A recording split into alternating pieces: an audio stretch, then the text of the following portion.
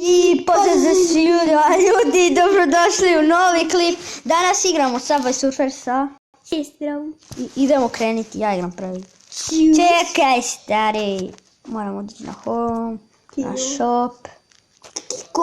Shop. Ej! Ovo će sve biti moje, ne brini. Doj!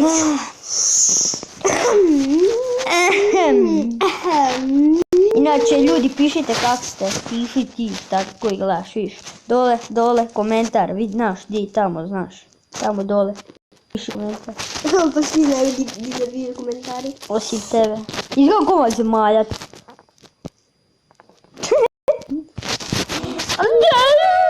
A doj, Ne može. Ajde daći ti. Da si pejska zbog potrebnih potreba. Ne, to su moje potrebe. Izgasao si snimanje. Nisam. Aha. Vidim se u pejkemu. Tu. I šta sad? Sure. Ja. Stvarno si glupa. O ne, moj. Krećemo? A nije moj. Scooby-Dooby-Doo.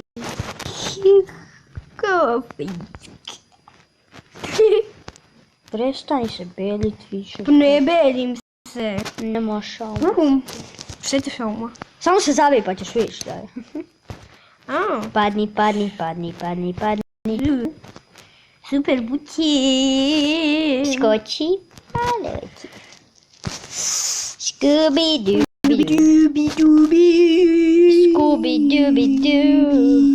Scooby-Dooby-Doo. Zubi. Da. Gdje mi to?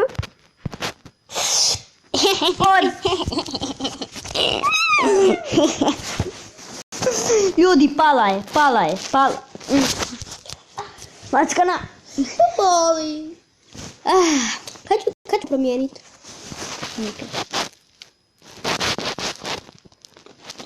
Idemo.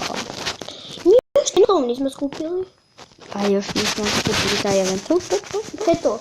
Event? Jesi vidio, a? A čekaj, Isuse, pa krivo mi je skočio. Krivo. Josip. Ljudi, ovdje ćemo završiti. Nadam se da ste uživali. Ako jeste, ostavite like, share i subscribe i mi se vidimo u sljedećoj epizodi. Poz! Zašto tako kratko?